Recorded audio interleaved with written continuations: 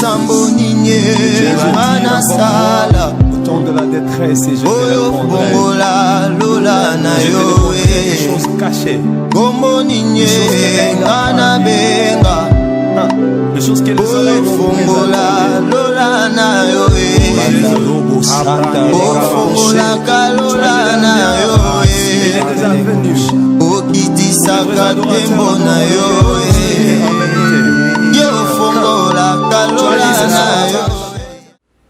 Salut peuple de Dieu, bienvenue dans House on Prayer.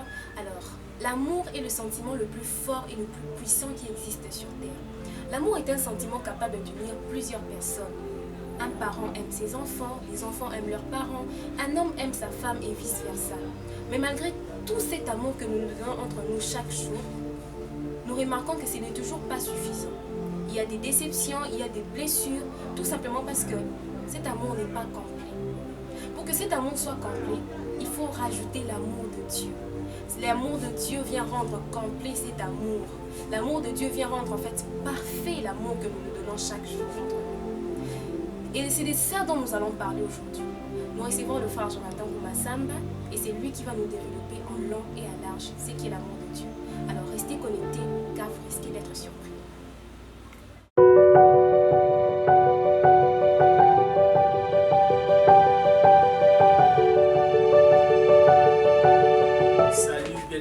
Seigneur, frères et sœurs, nous voici encore dans House on Prayer, un moment de prière, un moment d'intimité, un moment de partage, un moment où Dieu parle à ses enfants, un moment où nous sommes en train de bénéficier la bonté de Dieu. Amen. Et là où vous nous suivez, je vous salue au nom de Jésus. Partout où vous êtes, avec vos téléphones, avec vos smartphones, avec vos ordinateurs, qui êtes là, concentrés, enfermés quelque part, pour passer ces instants ensemble avec nous. J'aimerais nous promettre ceci, que pendant ces moments, le Saint-Esprit sera actif au milieu de nous. Le Saint-Esprit va fortement se manifester de là où tu es. Simplement, la seule chose que je veux te demander, c'est que tu aies la foi avec ce que nous sommes en train de faire et ce que tu es en train d'attendre. Mets la foi au-dessus de là, car la Bible dit, si vous avez de la foi comme un grain de sénévé, vous direz à cette montagne, ôte-toi de là et jette-toi à la mer. Donc c'est que la Bible nous donne une possibilité de, rien que par une parole prononcée, et si tu ajoutes la foi au-dessus de cette parole, tu as la possibilité de faire décanter des situations impossibles dans ta famille ainsi que dans votre maison. Amen, amen. Et aujourd'hui, il nous a été demandé de parler sur un thème qui s'intitule l'amour de Dieu. L'amour de Dieu. J'aimerais te dire, bien-aimé, ce qui fait ton existence, c'est parce qu'il y a un Dieu qui a accepté de prononcer cette parole en disant « Faisons l'homme à notre image ». Ce qui démontre déjà l'amour de Dieu envers les humains. Parce que Dieu pouvait se limiter au niveau de créer les mondes avec des arbres, avec les animaux. Mais l'amour de Dieu a poussé à Dieu de dire que faisons l'homme à notre image. Pourquoi? Parce que Dieu avait besoin de se voir. Dieu avait besoin de se mirer. Et l'homme, c'est un autre Dieu, mais en forme humaine. Amen, amen. L'homme, c'est un autre Dieu, mais en forme humaine. Ce qui veut dire que Dieu avait besoin de se reproduire.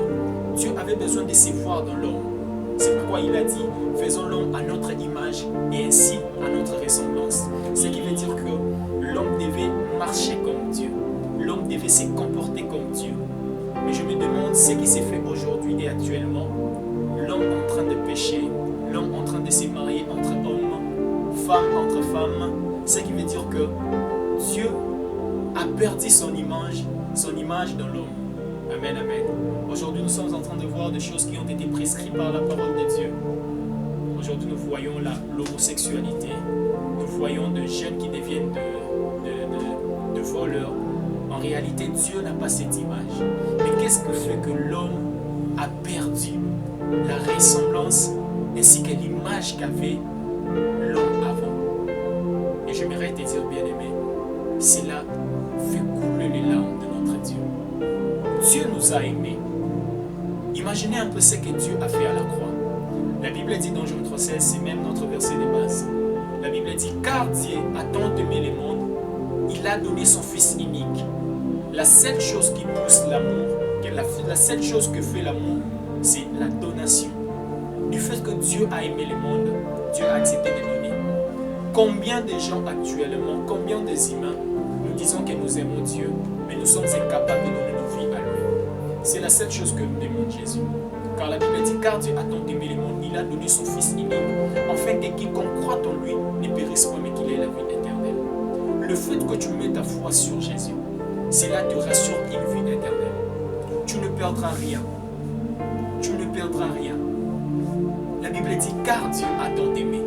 Si Dieu nous a tant aimés, qu'est-ce qui manque à ce que l'homme puisse aimer Dieu tant? L'homme puisse aimer Dieu tant. Je me pose la question. Et alors, j'aimerais te dire ce soir, bien-aimé, de là où tu nous suis, arrête de faire tout ce que tu faisais avant. Parce qu'au moment que toi tu es en train de pécher, il y a un Dieu qui est en train de te voir. Et c'est dit, cet homme, je l'avais créé à mon image. Cet homme, je ne voulais pas qu'il puisse faire ce qu'il est en train de faire. Je voulais qu'il soit le fruit de mon adoration. Je voulais qu'il soit ma ressemblance. Je voulais que je me voie en lui. Mais qu'est-ce qui fait que Dieu ne se voit plus en toi? C'est le fait que tu as fait entrer une autre personne en toi. Tu n'as plus la ressemblance qu'avec Dieu. Or, la Bible dit, il n'y a pas de plus grand amour que de donner sa vie pour ses amis. Or, notre Jésus, au-delà du péché que l'homme faisait, au-delà de tout ce que l'homme faisait qui ne plaisait pas à Dieu, la Bible dit, Dieu a aimé et il a donné son Fils unique. C'est la deuxième chose qui démontre l'amour de Dieu envers les humains. Le fait de donner son Fils unique, la seule chose, la seule personne, le seul enfant que Dieu possédait. Il a accepté de donner cet enfant en sacrifice. La Bible dit dans Philippiens 2:7, il s'est humilié jusqu'au niveau de la croix. C'est pourquoi le Père l'a souverainement élevé. Plusieurs disent que Jésus-Christ est descendu pour être élevé. Non, Jésus-Christ est descendu premièrement parce qu'il nous a aimés. Écoutez, ce que Christ a fait, personne d'autre ne peut le faire. Ce que Dieu a fait, aucun parent ne pourra le faire. Accepter de donner son enfant, son seul enfant, mourir pour une personne. Mais notre Dieu, du fait que son amour coûtait, du fait que son amour pesait dans son cœur, il a accepté de donner son Fils. À combien plus forte raison n'est pas te sauver à la fin du monde? C'est pourquoi j'aimerais te dire, bien-aimé, Dieu nous a aimés. La Bible dit dans Jean 15, le verset 16, « Ce n'est pas vous qui m'avez choisi, mais c'est moi qui vous ai choisi et je vous ai établi. » Notre Dieu nous a choisis et il nous a établis. Écoutez, c'est un amour immense. Qui pourra accepter? Écoutez, il a accepté la mort pour nous. Il a accepté d'être pendu sur le bois. Il a accepté d'être blessé, craché. Rien que parce qu'il t'a aimé. Mais qu'est-ce que tu fais dont Jésus-Christ retire sa gloire? Rien. Écoutez, bien-aimé, après ces moments, Fils pourra revenir. Et dans quel état va trouver ton cœur? La Bible dit, c'est lui qui gardera la foi jusqu'à la fin. C'est celui-là qui sera sauvé. Tel que tu es là, tu avais reçu Jésus. Tu avais gagné les âmes pour Jésus.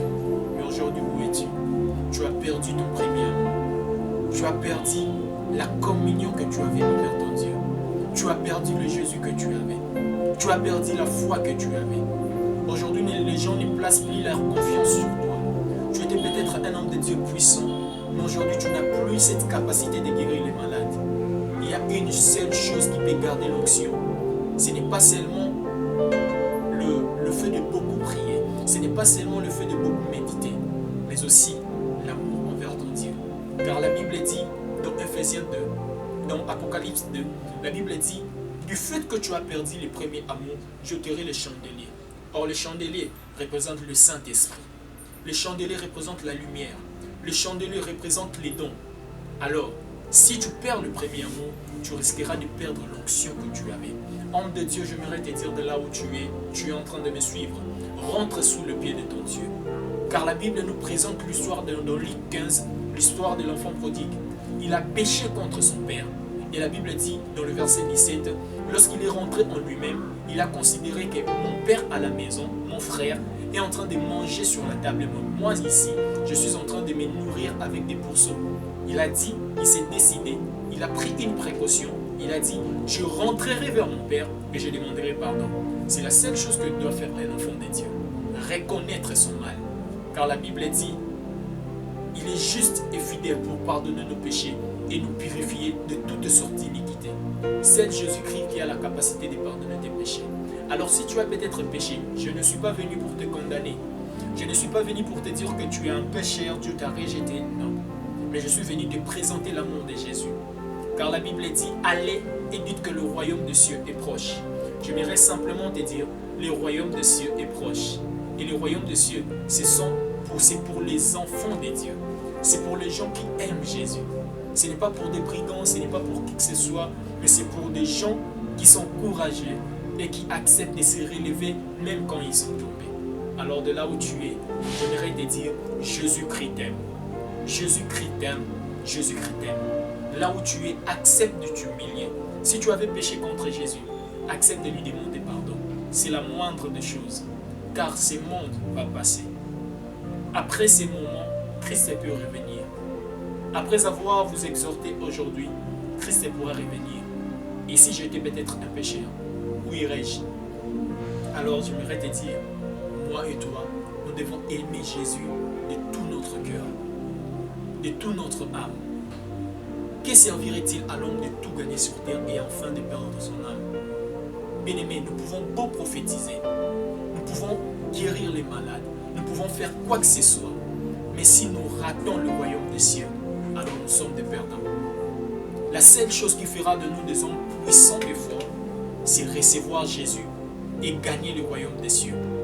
Car Paul a dit, j'ai combattu les bons combats et je suis sorti vainqueur. S'il est sorti vainqueur, ce n'est pas parce qu'il a fait des miracles. Ce n'est pas parce qu'il a été mordu par les serpents et il n'a pas atteint le venin. Non. Mais c'est parce qu'il a gagné le royaume des cieux. Et c'est la seule chose qui fera de nous des hommes puissants et forts. Amen, amen. J'aimerais te dire, l'amour de Dieu est tellement immense.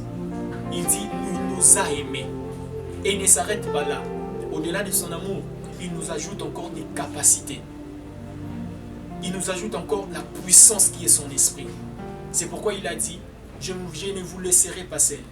Je m'en vais vers le Père, mais je vous enverrai les consolateurs. Une personne qui aime ne laisse jamais son amour le même réduit. Non. Quand il nous laisse toujours avec quelque chose. Et du fait que Christ nous avait aimés, il nous a envoyé son esprit. Et nous devons aimer l'esprit de Dieu. Car aimer le Saint-Esprit, c'est aimer Jésus. Aimer le Saint-Esprit, c'est aimer Dieu. C'est le seul ami que nous avons.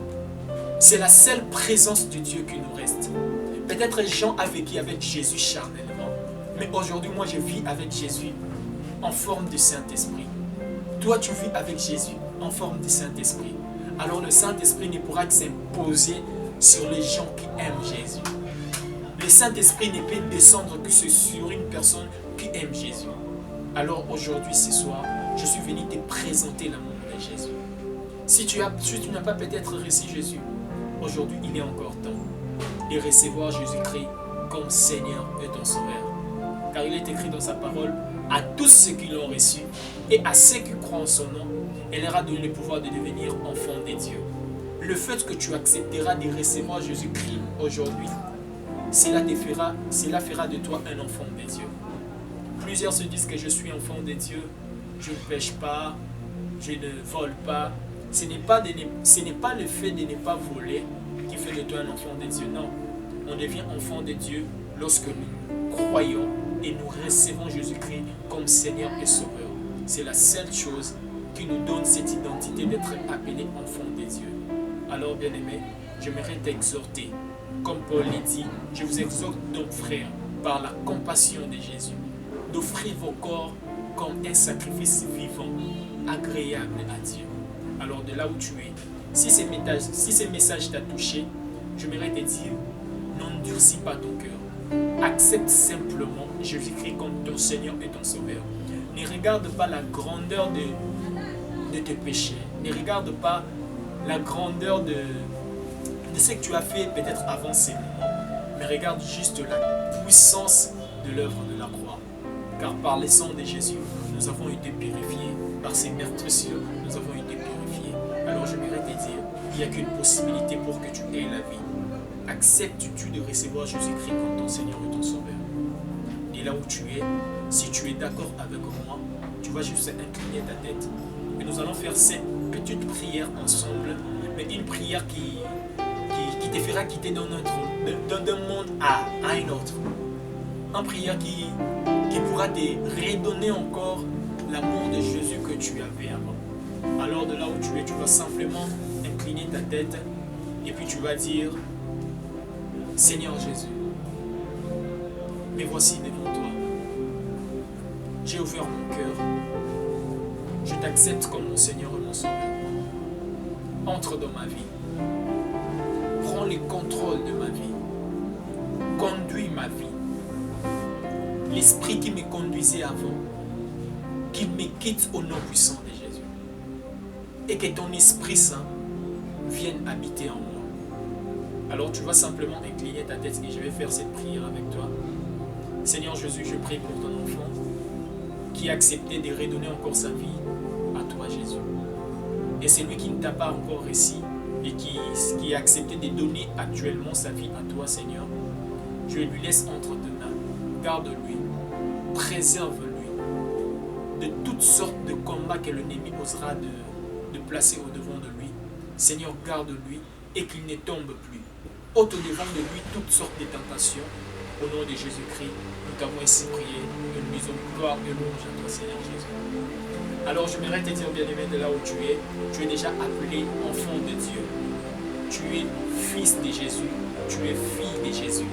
Tu as déjà une assurance que si Jésus-Christ revenait maintenant, tu seras enlevé. Alors c'était votre frère Jonathan de House of Prayer. Il nous avait été donné de parler sur ce beau thème, l'amour de Jésus. Je crois bien que vous êtes fortement bénis pendant ces moments. Et n'hésitez pas à nous envoyer vos commentaires ainsi que vos suggestions. Après avoir regardé cette émission, je vous dis merci. Amen.